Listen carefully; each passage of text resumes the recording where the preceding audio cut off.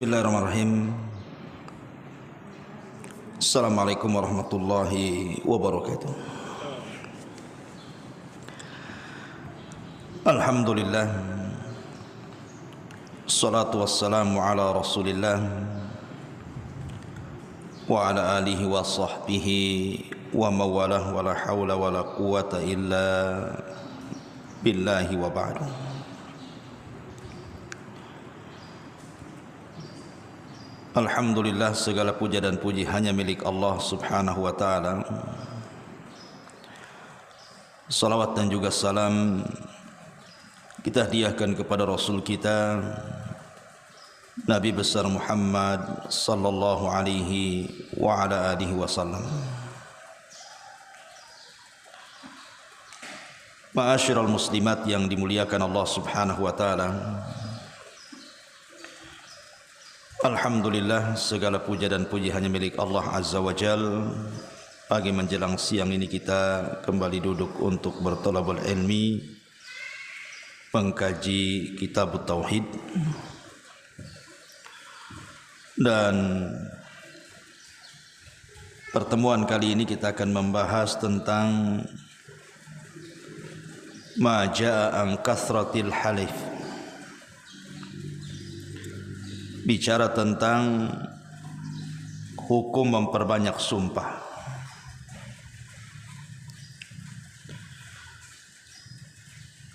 Kita tahu bahwa di antara bentuk seorang muslim mengagungkan Allah subhanahu wa ta'ala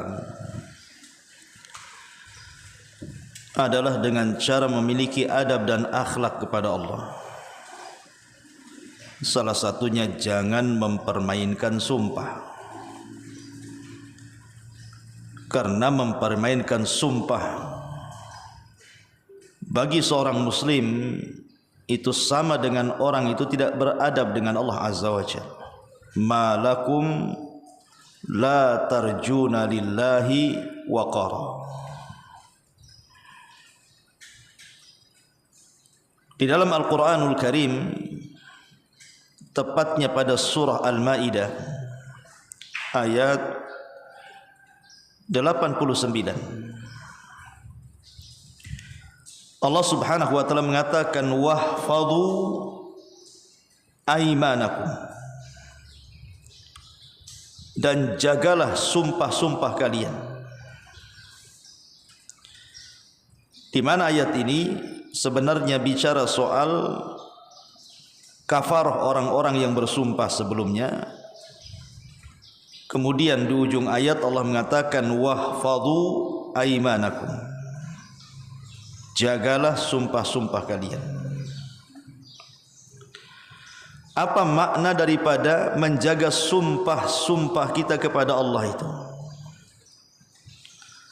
Ada 6 perkara yang harus diketahui, di mana 6 perkara ini bagian daripada kita menjaga sumpah. Yang pertama, jangan banyak bersumpah. Ingat, jangan banyak bersumpah.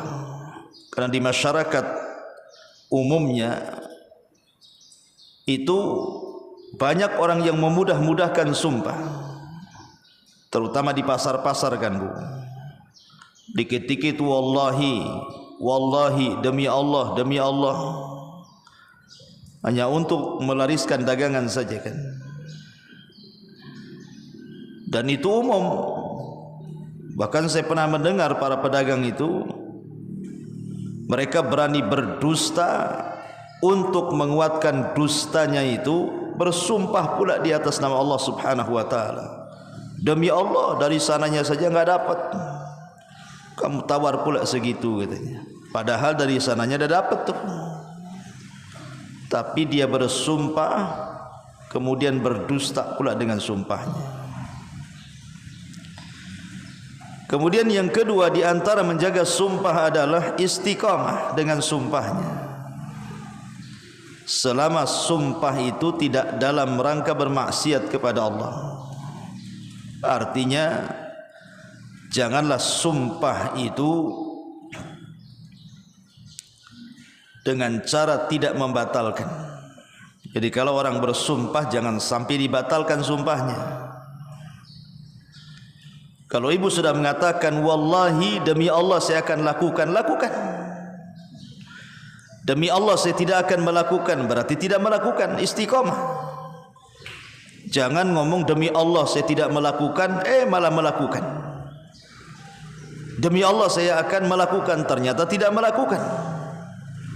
Itu tidak istiqomah dengan sumpahnya. Tetapi sekali lagi catatannya selama tidak dalam rangka bermaksiat kepada Allah. Kemudian yang ketiga, membayar kafarah. Jikalau tidak sanggup melaksanakan sumpahnya,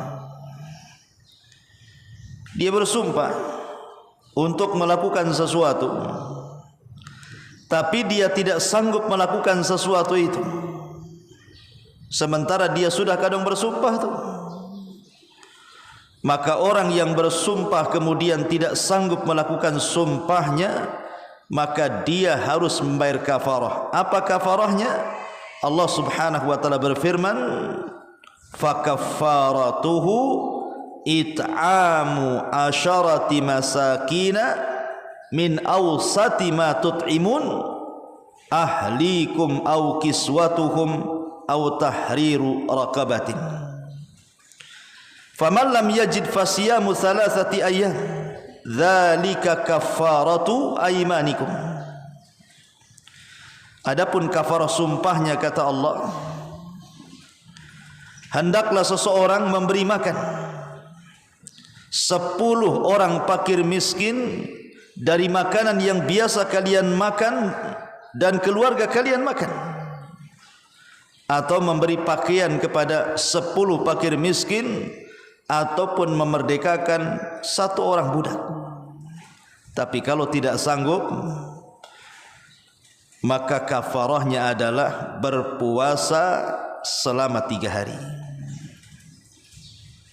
Jadi kafarahnya ada 2. Yang pertama, memerdekakan budak ataupun memberi makan 10 fakir miskin, atau memberi pakaian kepada 10 fakir miskin. Kemudian yang kedua, ini kalau tidak sanggup. Jadi kalau tidak sanggup nih, memerdekakan budak tak sanggup, memberi makan 10 fakir miskin pun tak sanggup, memberi pakaian kepada 10 fakir miskin juga tak sanggup. Kalau 3-tiganya tak sanggup, maka beralih ke yang keduanya. Apa itu? Fasiyamu thalathati ayyam. Hendaklah berpuasa 3 hari. Ini kafarahnya nih. Maka di antara menjaga sumpah itu harus bayar kafarah jika tidak mampu melaksanakan sumpah. Kemudian yang keempat, di antara menjaga sumpah adalah jangan bersumpah kecuali kepada Allah. Jangan bersumpah kecuali untuk Allah dan kepada Allah. Jangan bersumpah kepada berhala, bersumpah kepada makhluk-makhluk Allah. Karena Allah Subhanahu wa taala tidak mengizinkan siapapun dari makhluknya bersumpah kepada makhluk yang lainnya. Tapi kalau Allah bersumpah dengan makhluknya, terserah dia. Makanya dalam Al-Quran banyak sumpah-sumpah yang Allah bersumpah pada makhluknya, itu pun karena sebuah tujuan, di mana makhluk yang dijadikan sumpah oleh Allah itu memiliki keistimewaan.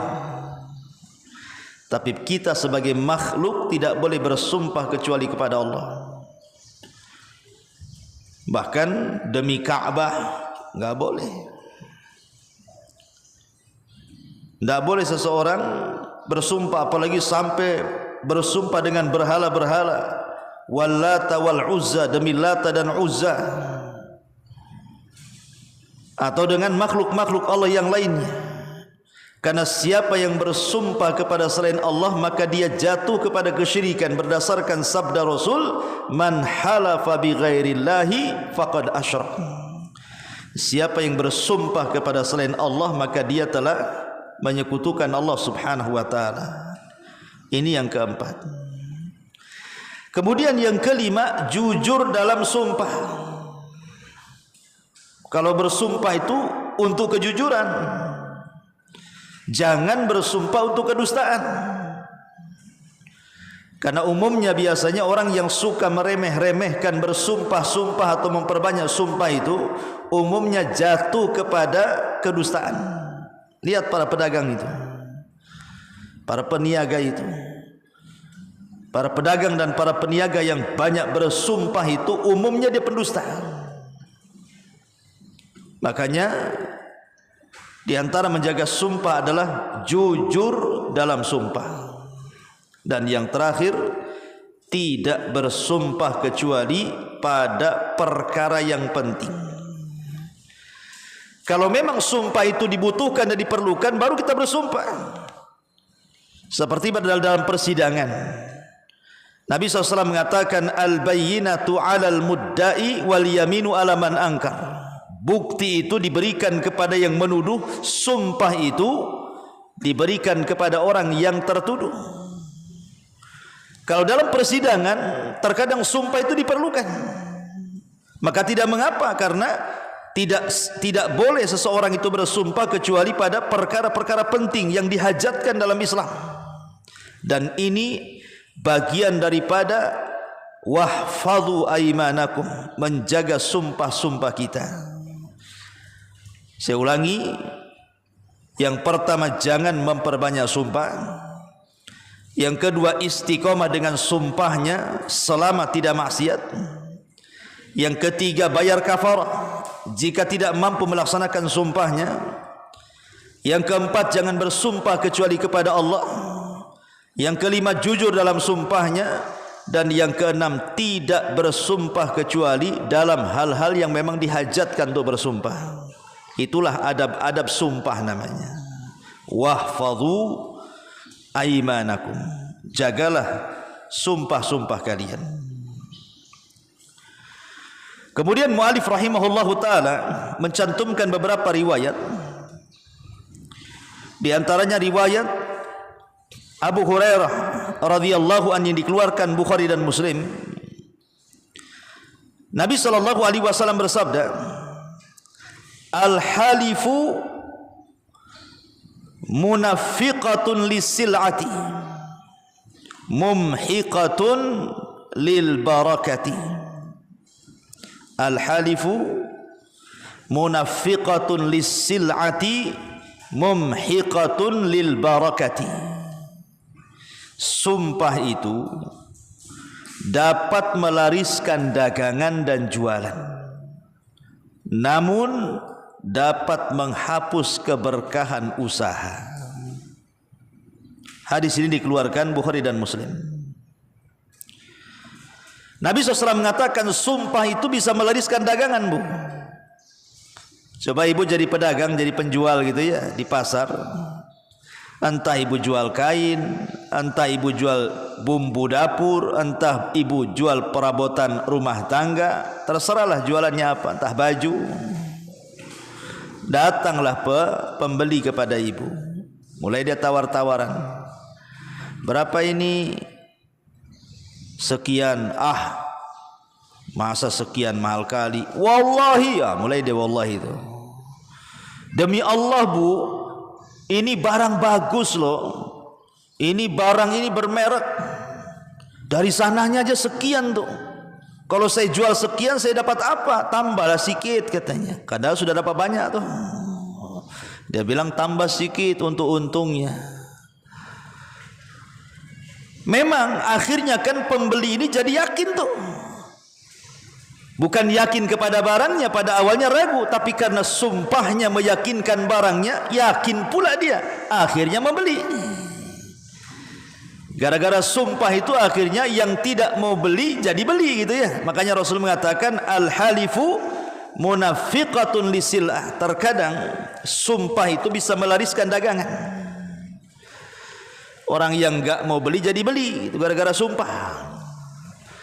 Tetapi dia tidak paham, ya bisa saja memang orang yang berjualan berdusta kemudian dibumbui dengan sumpah itu bisa melariskan dagangan. Betul kata Rasul, memang laris dagangannya, banyak untungnya. Tapi dia tidak paham hadis setelahnya, mumhiqatun lil barakati. Sebanyak apapun untung dari usaha jualannya, tapi kalau keuntungannya dihasilkan dengan dibumbui sumpah-sumpah palsu, sumpah-sumpah dusta, atau dia tidak berdusta tapi dia suka menggunakan sumpah, memang dia jujur orangnya tapi suka bersumpah, akhirnya orang pun jadi beli jadinya. Memang benar dia mengatakan, demi Allah mbak, dari sananya lo nggak dapat, memang betul jujur nggak dapat, tapi gara-gara sumpahnya akhirnya kemudian dia membeli.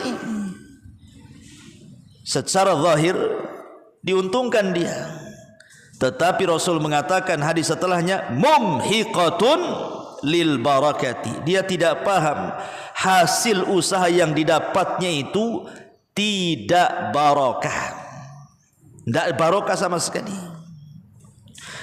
Para ulama mengatakan makna barokah dalam hadis ini ada dua makna. Bisa saja barokah secara maknawi, bisa saja barokah tidak barokah secara hissi. Apa maknanya? Makna tidak barokah secara hissi dan maknawi itu, kalau secara hissi bisa saja dia untung besar bu, wow ibu untungnya banyak karena sumpah tuh, setiap hari dapat untung. Tetapi mungkin tidak berkah dari keuntungan secara hissi, boleh jadi kecurian, boleh jadi kebakaran. Berapa banyak pasar yang terbakar tuh? Banyak bu. Kemarin di mana tuh? Di Taman Raya tuh. Satu pasar terbakar. Ya, habis ludas semuanya. Bisa saja kecelakaan. Udah untung banyak, pulang ke rumah ketabrak pula dia, masuk rumah sakit. Untungnya nggak cukup membayar perawatan rumah sakitnya. Lah untuk apa jadi dagangnya tuh? Atau mungkin pedagangnya sakit dia, atau mungkin keluarganya sakit, anaknya sakit, akhirnya untung jualannya yang dihasilkan dari sumpah palsunya itu ludes habis hanya untuk membiayai perobatan anaknya. Lah buat apa jadinya kan? Jadi nggak ada untungnya jadinya, capek-capek saja jualan, atau ludes saja uangnya karena untuk berobat. Ataupun mungkin anaknya nakal, narkoba, kena polisi, atau anaknya kriminal, ditangkap polisi, nebus lagi, habislah duitnya. Lah itu namanya tidak barokah secara hissi, habis uangnya itu, hasilnya hilang. Atau tidak barokah secara maknawi. Maksudnya tidak barokah secara maknawi itu kasat mata, memang uangnya ada banyak, masih utuh di rekening, masih ada di laci, masih ada di dompet, masih tersimpan di bank, mobilnya pun tidak ada yang rusak, tidak mogok, rumahnya pun tidak ada yang bocor, tidak ada masalah. Tetapi dicabut berkahnya secara maknawi, artinya dicabut berkahnya itu tidak banyak manfaat bagi pemiliknya, nggak banyak manfaat.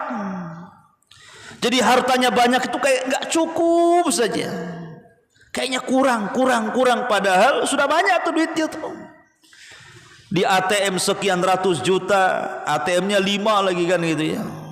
Semua bank dia nabung di situ. Belum yang di laci, belum yang di bawah kasur, belum yang dipendam di bawah keramik gitu ya. Tapi masih kurang aja. Kayaknya itu tidur gak nyenyak. Besok nih mau bisnis apa lagi nih? Tidurnya sejam saja malam. Pokoknya hidupnya disengsarakan dengan hartanya. Gak ada berkahnya sama sekali. Tidak banyak bisa berguna harta untuk kehidupannya itu. Sebagaimana Allah mengatakan ketika Allah bicara soal keharaman riba, yamhaqullahu riba wa yurbis sadaqat. Allah mencabut keberkahan harta riba dan Allah akan mengembangkan harta yang disedekahkan. Inilah makna al-halifu munafiqatun lisilati mumhiqatun lil barakati. Maka dari sini hendaklah seseorang itu jujur dalam sumpahnya dan jangan mempermainkan sumpah. Sebenarnya kalau jujur saja tanpa sumpah, emang kenapa, Bu? Ibu sebagai pedagang di contohnya, ini berapa kainnya, Bu? Kainnya satu setel 100.000. Boleh nggak ditawar? Nggak boleh, harga pas, harga mall, harga bandrol tuh. Saya dari sana belinya sekian kok. Kalau mau beli ya silahkan, enggak ya jangan. Kalau bisa beli, mamanya kan ngomong gitu kan nggak ada masalah, Bu. Nggak perlu, Ibu. Wallahi, kalaupun jujur loh tercela, apalagi dusta. Rizki lo nggak kemana, Bu. Rizki itu tidak mungkin salah alamat. Seseorang berdusta dalam sumpahnya itu tidak menambah rizki hakikatnya. Sebagaimana orang yang jujur dalam berniaga tidak mengurangi rizki sama sekali. Bahkan orang yang jujur dalam jualannya, maka Nabi SAW mengatakan al-bayyi'ani bil khiyar ma lam yatafarraqa fa in sadaqa wa bayyana burika lahuma fi bai'ihima wa in kadzaba wa katama muhiqat barakatu bai'ihima. Penjual dan pembeli masing-masing memiliki hak pilih khiyar selama keduanya belum berpisah. Bila keduanya berlaku jujur dan saling terus terang, maka keduanya akan memperoleh keberkahan dalam transaksi jual belinya tersebut. Sebaliknya bila dia berdusta, keduanya saling menutup-nutup aibnya, niscaya akan hilang keberkahan pada transaksi keduanya. Justru kalau jujur itu tanpa diembel-embel dengan sumpah, Bu, nambah rizki sebenarnya. Tetapi kalau dusta, hakikatnya dia mengurangi rizki karena tidak berkahnya tadi, baik secara hissi ataupun secara maknawi. Ini dalil yang kedua yang disebutkan mu'alif rahimahullah ta'ala. Kemudian dalil yang ketiga diriwayatkan dari Salman radhiyallahu an. Nabi SAW bersabda, salasatun la yukallimuhumullahu wa la yuzakkihim wa lahum adzabun alim. Ushaymit zanin, ushaymitu zanin, wa ailun mustakbirun, wa rajulun ja'alallah bidha'atahu la yashtari illa biyaminih wa la yabi'u illa biyaminih. Kata Nabi SAW, 3 kelompok manusia pada hari kiamat tidak akan diajak bicara Allah, tidak akan disucikan Allah, bagi mereka azab yang sangat pedih. Yang pertama, orang yang sudah beruban atau sudah tua renta. Ushaymit itu orang yang sudah banyak ubannya, artinya orang tua yang sudah kakek, sudah nenek, dia berzina. Kemudian yang kedua, orang miskin yang sombong. Dan yang ketiga, ini syahidnya, orang yang menjadikan Allah sebagai barang dagangannya, di mana tidak membeli dan menjual kecuali dengan bersumpah. Jadi kalau dia menjual, dia bersumpah. Dia sebagai pembeli bersumpah juga. Jangan lo kasih harga itu, wallahi demi Allah loh, aku baru nawar di sana loh, harganya lebih murah dari kamu loh. Ini kurang lebih saja nih. Perhatikan hadis ini. Ini hadis azab bagi orang-orang yang suka memudah-mudahkan bersumpah nih. Kata Nabi SAW, salasatun la yukallimuhumullah. 3 kelompok tidak akan diajak bicara oleh Allah. Apa arti tidak diajak bicara di sini? Maksudnya Allah tidak berbicara dengan kita dengan kalamur rahmah. Allah tidak akan memberikan rahmatnya, Allah tidak akan memberikan kasih sayangnya. Dia tidak akan bicara lemah lembut dengan kita. Dia tidak akan yukallimu kalam ar-rahmah, berbicara dengan kalam yang penuh dengan kasih sayang. Wala yuzakkihim, tidak disucikan artinya tidak disaksikan keimanannya. Karena dia lemah imannya, Allah tidak mempersaksikan keimanannya. Arti wala yuzakkihim artinya tidak disaksikan keimanannya. Walakum adzabun alim, dan bagi mereka azab yang sangat pedih. Kemudian yang pertama, usyaymitu zanin, orang tua yang sudah banyak ubannya, yang sudah tua renta, masih saja melakukan zina. Dulu sudah saya jelaskan, kalau ada dua orang yang berzina, yang satu anak muda dan yang satu kakek-kakek tua bangka berzina, maka kakek-kakek tua bangka itu lebih besar dosa zinahnya dibandingkan anak muda yang berzina, walaupun sama-sama berzina dan sama-sama berdosa. Tetapi si tua bangka itu lebih besar tuh dosanya. Alasannya apa? 4 perkara yang jadi alasan kenapa orang tua, kakek-kakek, nenek-nenek yang berzina itu lebih besar dibandingkan anak muda. Pertama, karena dia sudah tua. Sudah tua, sudahlah istirahat, sudah tua itu jangan maksiat. Yang kedua, umumnya orang yang sudah tua itu syahwatnya sudah menurun. Bukan hanya syahwatnya saja, kecerdasannya juga kurang, loadingnya itu kurang tuh. Kadang-kadang pendengarannya kurang mendengar, ngomongnya harus dekat-dekat. Kadang-kadang otaknya juga agak lemot. Belum lagi jantungnya sudah lemah. Belum lagi tenaganya sudah lemah, penglihatannya sudah lemah, pendengarannya sudah lemah, penciumannya sudah lemah. Makan pun milih-milih, enggak asal comot. Makannya sudah pakai akal, enggak pakai mulut. Enggak sembarang dia ambil gitu ya. Jadi syahwat sudah lemah gitu loh, ngapain?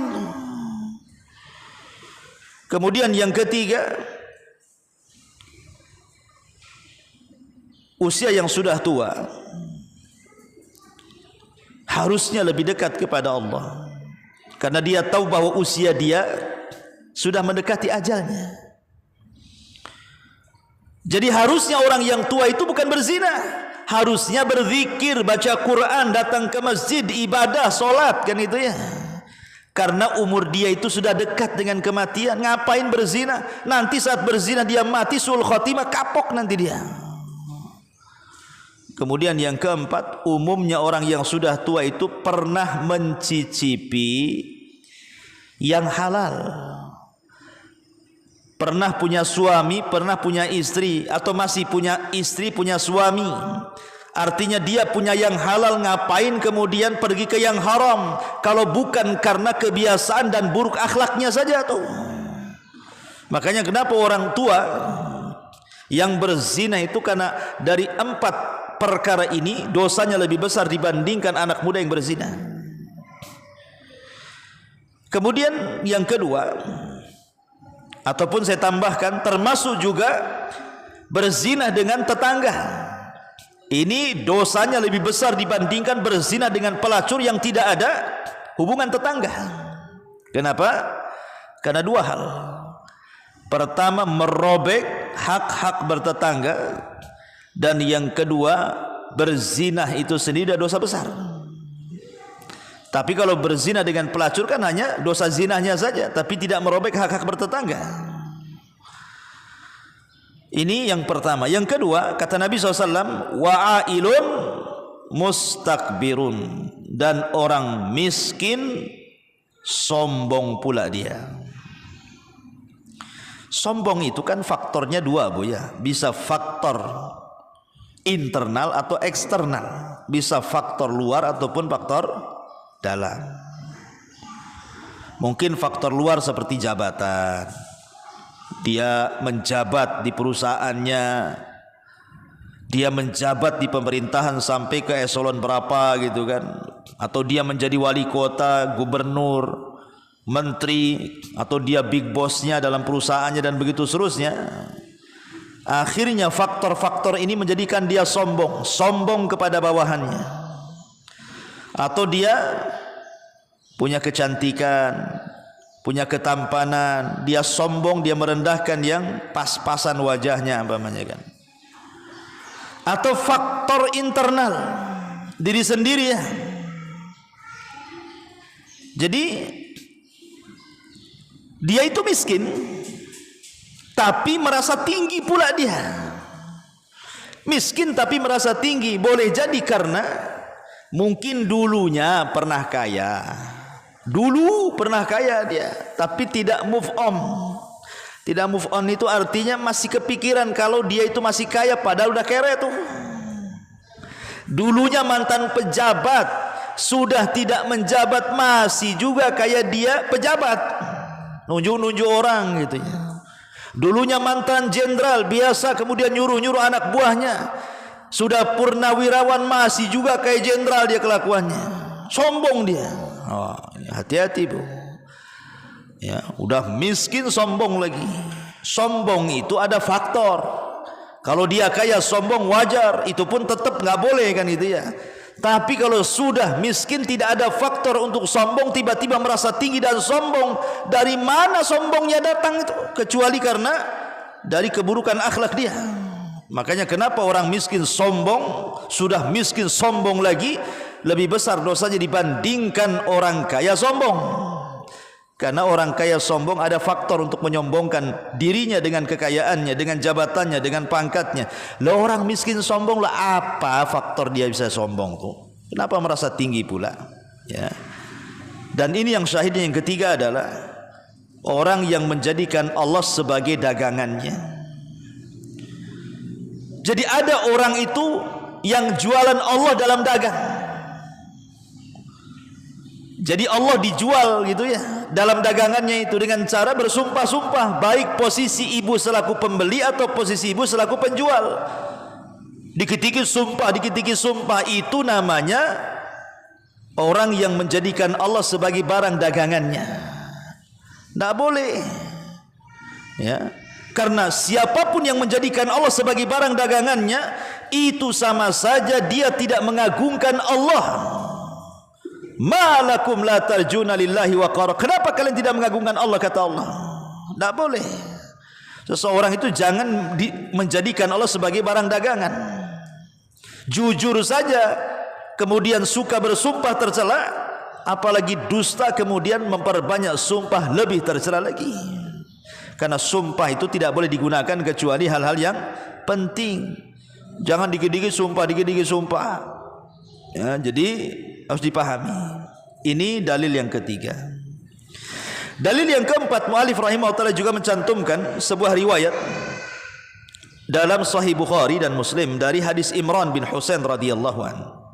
Nabi bersabda, khairu ummati qarni, thumma alladhina yalunahum, thumma alladhina yalunahum. Qala Imran, fala adri adzakara ba'da qarnahu marrataini aw thalathan, thumma inna ba'dakum qaumun yashhaduna wa la yustashhadun wa yakhununa wa la yu'tamanun wa yanzuruna wa la yufun wa yadhharu fihi musiman. Kata Rasul, sebaik-baik umatku adalah mereka yang hidup pada zamanku, maksudnya Rasul dan para sahabatnya. Kemudian generasi berikutnya, maksudnya para tabi'in. Kemudian generasi berikutnya, maksudnya generasi tabi'ut tabi'in. Kata Imran, aku tidak ingat lagi apakah Rasul menyebutkan generasi setelah masa beliau 2 kali atau 3 kali.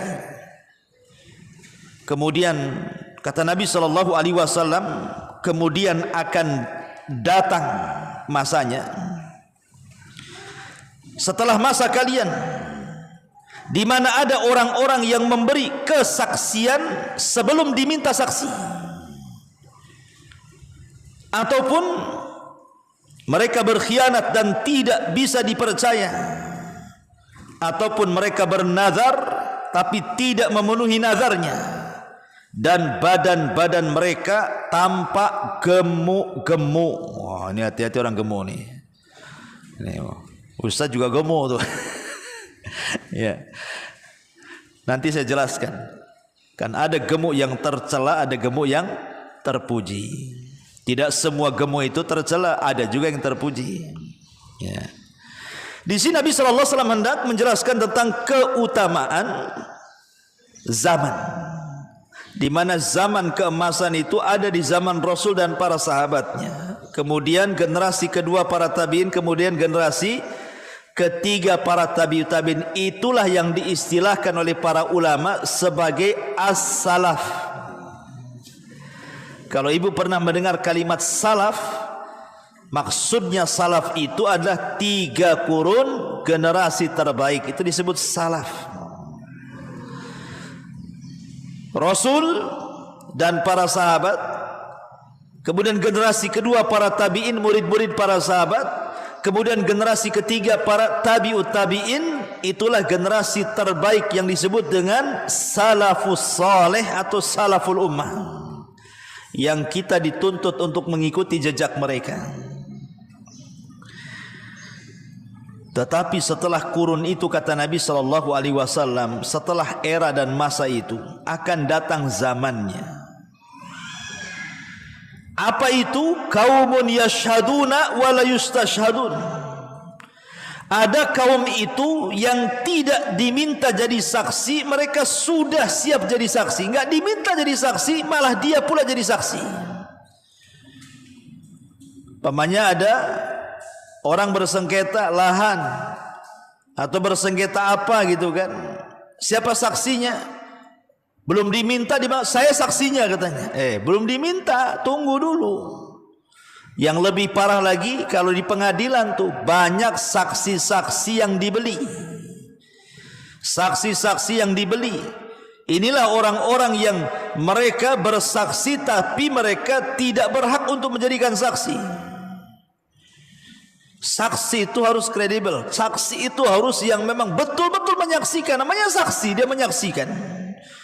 Ini saksi tidak tahu menau, dia mau bersaksi. Persis seperti di zaman Umar bin Khattab radhiyallahu an. Jadi ada sebuah persidangan di zaman Umar itu, Bu. Kemudian yang berkasus itu mendatangkan saksi. Kemudian saksi itu ditanya oleh Umar bin Khattab radhiyallahu an, kamu kenapa mau jadi saksi? Apakah kamu pernah bertetangga dengan dia? Kata saksi ini enggak. Kemudian Umar mengatakan, apakah engkau pernah bermuamalah dengan dinar dan dirham, artinya berbisnis dengan dia? Dia mengatakan tidak. Kemudian Umar bin Khattab mengatakan, apakah engkau pernah safar dengan dia? Dia mengatakan tidak. Lah, engkau tidak bertetangga dengan dia, tidak pernah bermuamalah bisnis dengan dia, tidak pernah safar dengan dia, bagaimana engkau bisa tahu tentang dia? Engkau tidak tahu apa-apa tentang dia, katanya. Lihat, di zaman Khalifah Umar ada loh orang-orang seperti itu. Orang yang bersaksi tapi tidak berhak menjadi saksi gitu ya. Karena seseorang itu tahu tentang seseorang yang dijadikan saksi, Umar membuat 3 barometer di situ. Pertama, dia bertetangga. Kenapa harus tetangga? Karena tetangga itu biasanya tahu muamalah tetangganya. Loh, ini beda desa, sehari-harinya tidak pernah nampak, tahu-tahu dia mengatakan aku kenal dia. Cemana kau kenal dia? Tapi kalau tetangganya hidup bersama berdampingan, kau per rumahnya kan tahu muamalahnya. Yang kedua, berbisnis dengan dia. Kan kita tidak tahu tuh, mungkin nampaknya ketika belum berbisnis orangnya ramah, baik, jujur. Ketika sudah berbisnis, penipu pula dia. Kan banyak tuh, nampak manis-manis sama kita, dekat-dekat kita, ngajak bisnis, sudah bisnis uang kita dibawa lari sama dia. Banyak kejadiannya tuh. Kemudian yang ketiga safar. Karena safar itu dikatakan safar karena yusfiru akhlak ar-rijal. Safar itu menampakkan akhlak orang. Mungkin ketika belum safar, oh baik orangnya, ramah orangnya, dermawan orangnya, suka bantu orangnya, ndak malas orangnya. Ketika safar 2-3 minggu, mungkin umroh bersama, haji bersama, atau kemana bersama selama seminggu atau 2 minggu, nampak di situ bakhilnya, nampak di situ pengecutnya, nampak di situ malasnya, nampak di situ pemarahnya, emosinya. Jadi orang kalau belum pernah safar berarti nggak kenal tuh. Ya, jadi lihat di sini Rasul mengatakan kaumun yashhaduna wala yustashhadun. Nanti ada sebuah kaum belum diminta saksi, jadi saksi dia. Wa yakhununa wala yu'tamanu. Yang kedua, mereka berkhianat dan tidak bisa dipercaya. Oh, sekarang orang-orang yang tidak jujur itu lebih banyak daripada orang-orang yang jujur. Bahkan orang-orang yang jujur kalau masuk pada lingkaran orang-orang pendusta, jadi pendusta, pengkhianat dia. Begitulah pengkhianatan yang terorganisir mampu mengalahkan kejujuran yang tidak terorganisir. Itu bahasanya mungkin seperti itu. Ini satu kelompok, ini semua pengkhianat. Adalah satu orang yang konon orang jujur ingin memperbaiki. Mereka punya konspirasi. Mereka orang banyak terorganisir tuh pengkhianatannya. Engkau orang jujur sendirian mana bisa mengalahkan pengkhianatan yang banyak. Makanya itu harus dipahami. Dan di zaman sekarang seperti itu. Ya, lihatlah apalagi nih tahun-tahun politik nih kan. Banyak kali lah orang janji-janji itu. Kalau saya terpilih, itu bahasanya itu pertama tuh. Kalau saya terpilih, nih jalan 300 meter selesai katanya. Tak terpilih, dibongkar lagi tuh jalan. Kalau saya terpilih, ini masjid, aku kasih karpet permadani yang indah, yang tebal 10 cm bisa untuk tidur. Kalau duduk tuh langsung ngantuk tuh saking tebalnya tuh. Nggak terpilih, digulung lagi. Kan banyak tuh kasus kayak gitu, kan kasus-kasus viral bukan? Orang sekarang ini persis kata Rasul sallallahu alaihi wasallam, wa yakhununa wa la yu'tamanun. Suka berkhianat dan tidak suka jujur. Wa yangdzuruna wa la yufun. Suka bernazar, tidak mau melaksanakan nazarnya. Dan syahidnya di sini wa yangdzuruna wala yufun, suka bernazar. Nazar itu kan kiasan daripada sumpah. Nazar dengan sumpah itu kan kurang lebih. Artinya banyak orang yang bernazar atau bersumpah tapi tidak mau bayar kafarah sumpahnya. Kan banyak di masyarakat orang sedikit-sedikit bersumpah itu.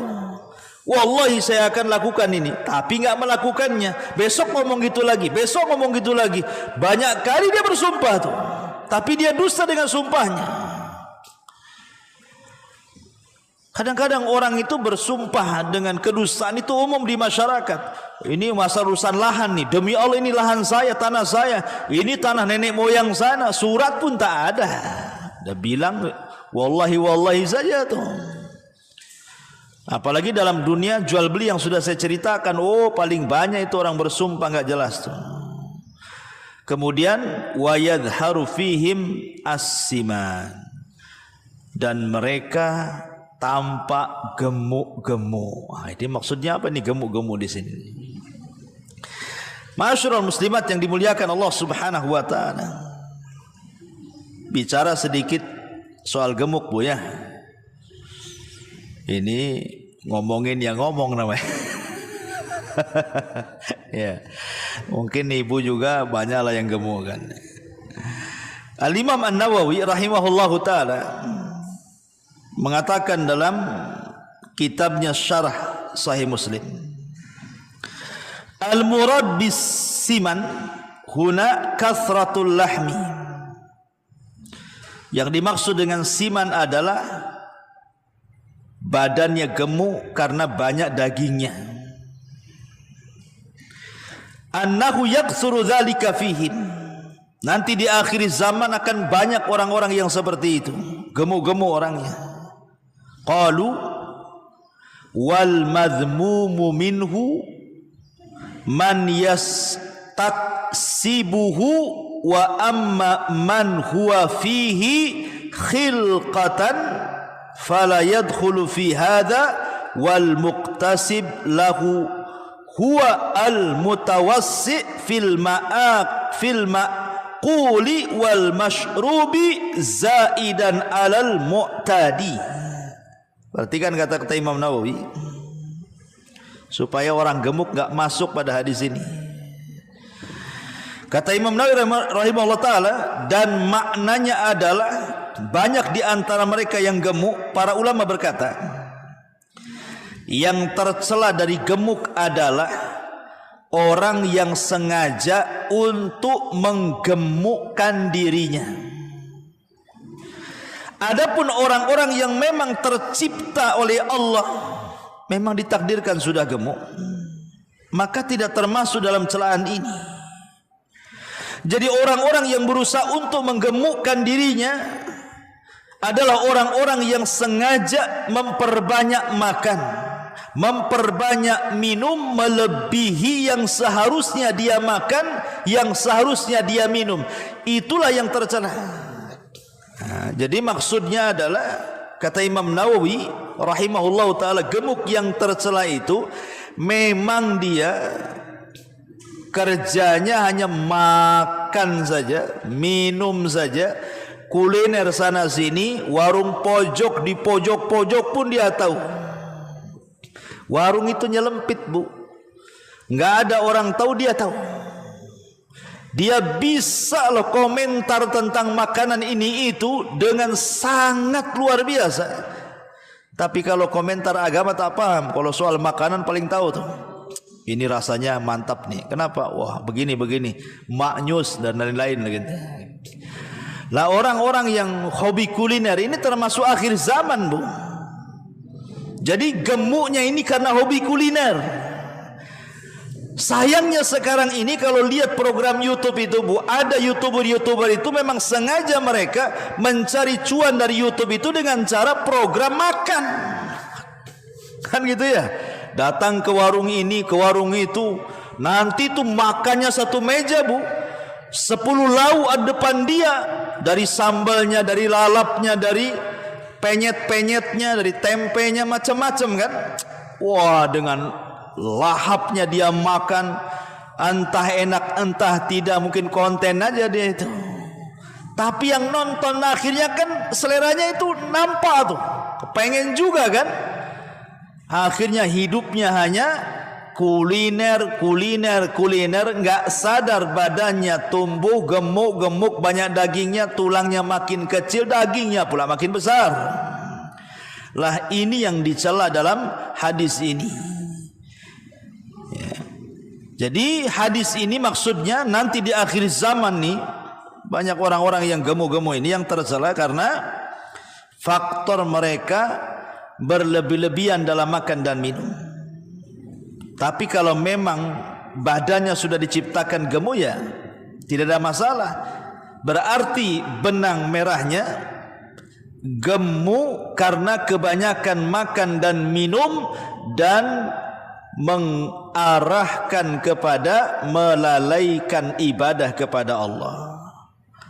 Orang kalau banyak makan, banyak minum, kemudian kenyang, itu kayak ular sawah, Bu, langsung tidur biasanya. Jadi malas kan. Contoh nih, orang yang puasa Ramadan, kemudian datang waktu iftar, jam 5 itu kan sudah sibuk, Bu. Ibu ke pasar kaget tuh, semua warna-warni ibu beli. Mau yang kuningnya, mau yang merahnya, mau yang pokoknya pelangi semua dibeli. Nanti datang maghrib nih, wah semua dimakan. Coba ibu rasakan isya dan tarawehnya, apa enggak nguap-nguap tuh? Lah dari sini ma'asyiral muslimat yang dimuliakan Allah azza, ini yang kemudian dicela. Ya, tapi kalau memang badan dia memang sudah gemuk, dia sudah berusaha juga puasa ya ndak kurus-kurus, kan ada orang tipe-tipe tuh yang susah, mungkin sudah faktor usia lah. Biasanya faktor usia, bahasanya faktor U, nah, gitu ya, faktor usia.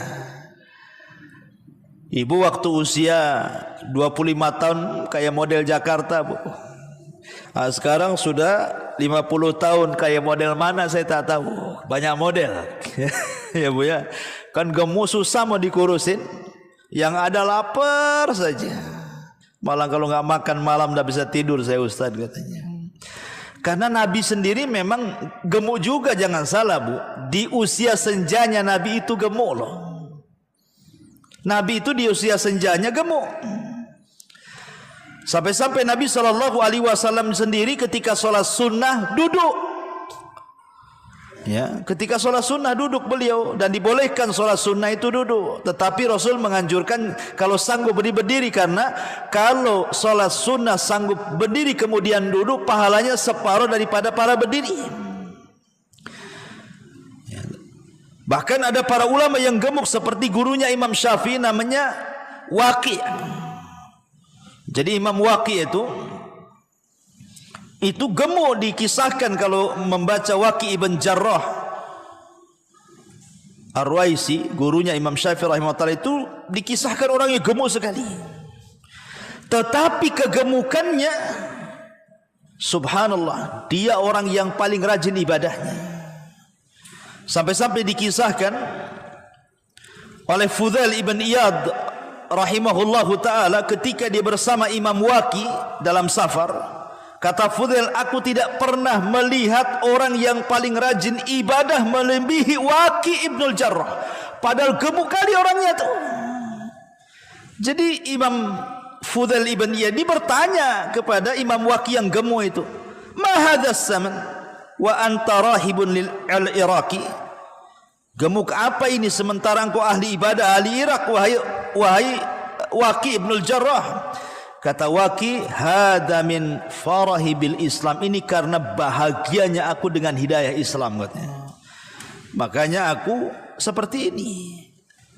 Jadi kalau gemuk rajin ibadah nggak apa-apa, kalau gemuk malas ibadah inilah yang tercela, dan inilah yang banyak di akhir zaman kata Rasulullah. Karena tujuannya di akhir zaman ini sekarang kan media-media baik cetak, elektronik ataupun yang ma'ruf sekarang YouTube, Instagram, semua sekarang ini hampir bicara kuliner, bicara makanan, baik cara buatnya atau cara belinya, baik alamat warungnya atau restorannya, semua terbentang di mana-mana. Apalagi dimudahkan dengan COD. Nah, ini lebih mudah lagi nih. Ya. Dulu kalau ke warung kayaknya jauh kali pengen lah saya ini sayur asem di warung Mbak Anu gitu. Pengen tom yam, pengen rawon, pengen ini, kayaknya jauh kali dari sini ke Batam Center. Akhirnya tak jadi makan itu.